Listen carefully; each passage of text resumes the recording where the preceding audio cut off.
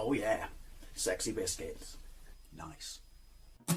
Long goes 1975. A YouTuber's on the rise, reviewing games late at night and sometimes friends. But Long goes 1975.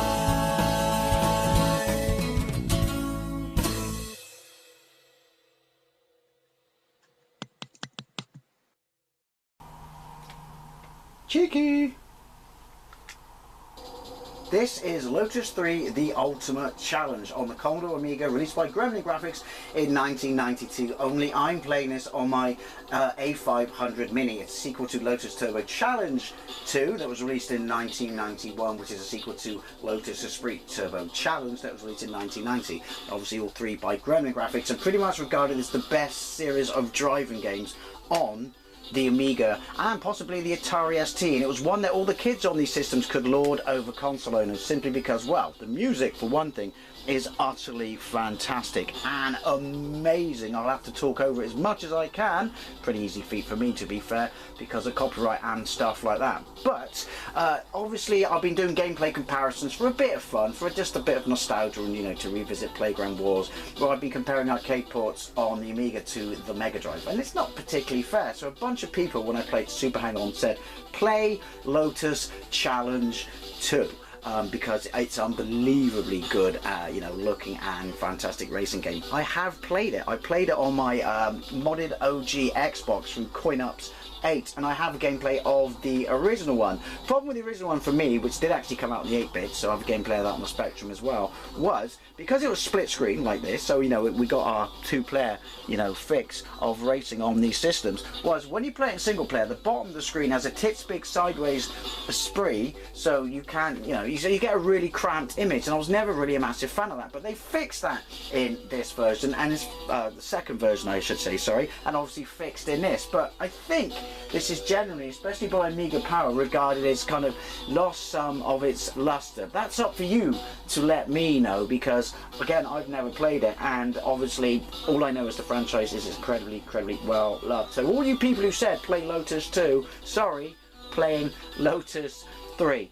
I think it's a combination of the more arcadey of the second game and the kind of more serious nature of the first game, and they brought back a whole bunch of the tunes, because the tunes are absolutely amazing. Anyway, fine, let's get into this. So we get to our options screen. So player 1, that's me. If you did have someone else to play with, that would be player 2, top right. Controls for me, we're not going to have a manual, we're going to have an automatic because it's a driving game.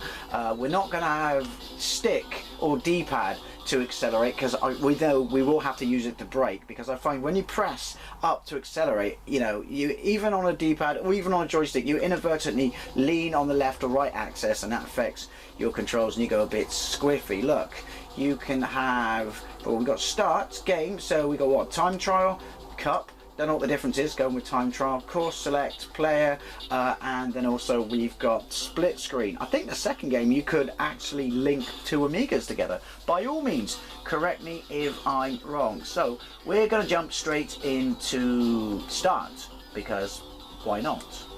And we should, excuse me, have to select a vehicle. So that is, what's that, M2? I don't even, is that a real Lotus? I don't know. We're going with that because it's one of my favourite cars of all time and an absolute beast. It may be fiberglass, when you stick two twin turbos in it and a V8, you got something that's tits quick, and it looks fantastic. And I have a soft spot for it because of when it was in the naturally aspirated one, I should say, in The Spy Who Loved Me. But, oh, and we get the Elan. Now the thing is, Lotuses, my dad retired in 2006, but he managed a garage. Managed to, in fact, owned them, I should say. He hated working on Lotuses. He said they were leaky, unreliable buckets of crap. But that was then. This is the 90s. I'm sure they're much better now. But you know what? I still love that car. And if I didn't waffle pointlessly, then it wouldn't be one of my videos. Look, nice little spinny bit of your car, so you can see the difference in performance between all three cars, and they all pretty much look the same to me. So let's get into it. Single player, because obviously I'm Billy No Mates. Now it comes to a stereo, so if I press far now with no track selected, we just get sound effects, which is what I'm aiming for. However, if I press right, we get a preview of the music, which I'm not going to go for because obviously I can talk over this. But take it from me, it's absolutely superb. I'm guessing this is a selection of new music and music from the previous games. But even I can concede, and even I could concede back then, that the Amiga compared to the home consoles, or particularly the Mega Drive and definitely the PC Engine, was on a whole different level when it came to music. So anyway, back to no tracks, because, you know, why not? I do like the fact that they've given you a screen to select your music, and it's a 90s CD player. Obviously now we just plug in our MP3 players. How time has moved on. Fire. Right. So we've got accelerate, which is a button, and then we've got left, right, and then backwards is brake. So now, we start a tunnel. Top right, score. Beneath that, with the flag, to the right of the flag is my time. Oh, the checkers are making my eyes go squiggly. Top left, is that my turbo gauge? I never worked out what that is. Beneath that is my position, and then above that is my miles per hour. Now, why was the music so loud but the sound effects are so quiet? Oh, listen to the muted tunnel effect. Oh, it's biodomes. Don't hit them. Don't upset Paulie Shaw. I have no idea what that was. Was that something? Is that something? Oh, but look how tits quick it is. And smooth. It's well buttery. I mean, at this point, you would hope that it's a very, very refined, you know, experience. But it looks. Now, it's different from my experience playing that, oh, squiggly eyes, the previous two games, albeit the last one I played probably a year ago, it is an entirely different racing experience. Two lots of racing games on, you know, the Mega Drive and the SNES. And there are ports of this on both the Mega Drive and the SNES. And I've got a gameplay, is it Top Gear 2? I've got a gameplay of that, and because obviously the cars aren't licensed, hence the fact it's called Top Gear, that they don't look like Lotuses. They look really bland and generic and crap and ugly. But I can tell you right now, it's an alright game. Doesn't play anywhere near as well as this. Oh, look, as good as this. Mainly probably because they couldn't have the license. I don't know. Maybe I should get a white stick. Why can't I go any higher than position 5? I'm obviously missing a trick. Probably was missing the exact same trick when I played it, the second and the first game. Although, is that something to do with the game? Was that emulation? I don't know. I can't tell anymore. I'm scared. Hold me. But yeah, this is super smooth. I'm well impressed. I might have to go back and revisit the other two and play them on this, the A500 Mini, because I'm loving it. Oh, hands down my favourite Mini.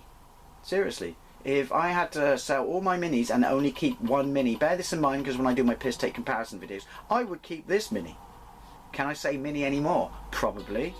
Let's find out. Player 1, bunch of points. And cool music. Right. Fire. Does it naturally progress me forward onto a different track? Well, we're going to go with no music again. I know! Right, so where are we now? I didn't read any of that. Oh! We're rallying, are we? I'm on mud. Oh, it's a bit cramped. I'm rallying in a fiberglass car, because that's not going to end in tears, is it? Oh! Right, note to self. Not only avoid the other cars. Is that... No, that's not damage. Do I have damage? Yeah, no, self, don't just avoid the other cars. Possibly not the puddles. You squiggle out and stuff. Am I fifth, or was that a position? Oh. I don't know what happened there. The position number is moving, but I'm not sure if it's even relevant to me. I don't know. This is the Lotus III, the final challenge. It's a brand new bloody experience. Oh. Conking around a corner that hard, and it was decelerating my car. Oh, that was close. So, should I brake? I haven't braked once yet. Hence the fact that I keep twatting them. I do like the effects, you know, like of the trees, the roadside objects. They're unbelievably smooth. Close. Oh! Do I brake? I can keep my finger on accelerate and then dab backwards to brake. So I like that. Toe and heel, if you will. Toe and heel. Do I have a turbo? But I don't know. Oh, look, I guess you're losing traction if you're going, you know, full acceleration, hard on lock and shit like that. So that's kind of cool. Oh. Ooh. Just let me go past this bastard. And I feel like I've achieved something today. I can go to bed happy. Yay me.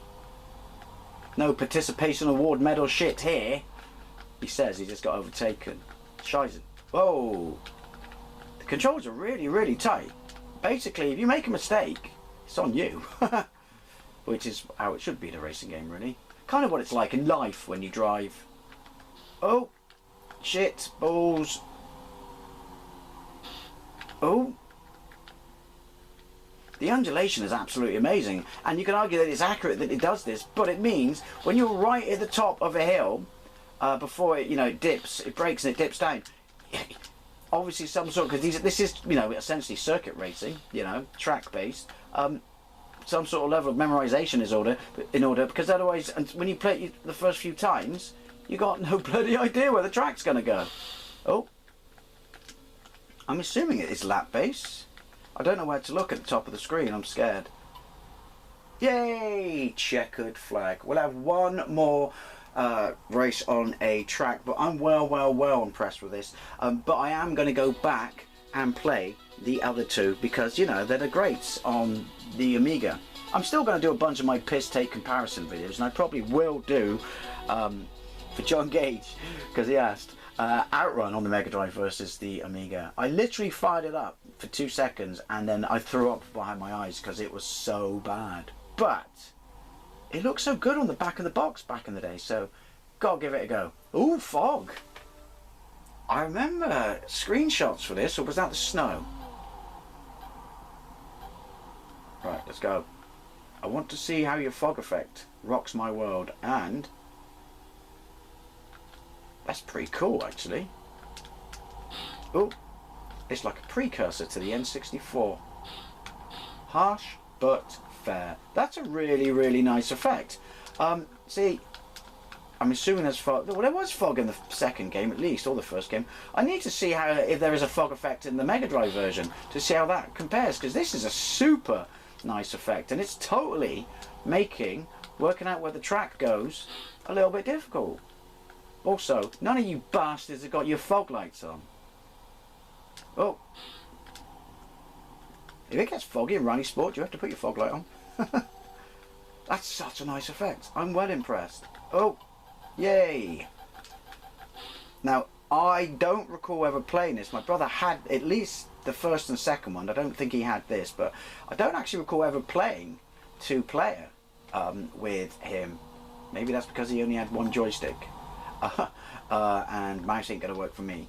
But, and I was probably too busy playing in 1992, I would rock in my Super Famicom.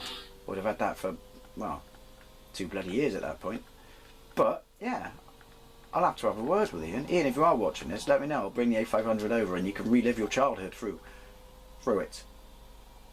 A500 Mini, because I wanted to say Mini again. Right, I'm not even looking up. I don't like looking up in driving games. I say this in every driving game, but it's, you know, it happens in every single driving game. I just lose my shizzle and shit finds my face. If I really was a fiberglass car and I hit that tree, then 2 things would have happened. One, I would have pissed off Bill Oddie, and maybe Springwatch. I'm fine with that. But I would have shattered like a bitch. I would have shattered like T2 or T1000 at the end of T2.